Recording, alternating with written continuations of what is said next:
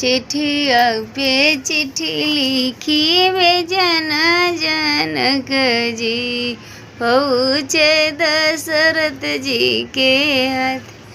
चिट्ठिया पे चिट्ठी लिखी भेजन जनक जी, पहुँचे दशरथ जी के हाथ। सोने क महलिया बनवैया मोरे समधी, जहाँ उतर सीता हमार।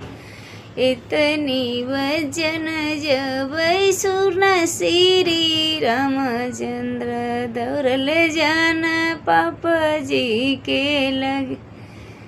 इतनी संपत्ति जे करे रही है ना पापा, ओकर बेटा रही है कुंवर।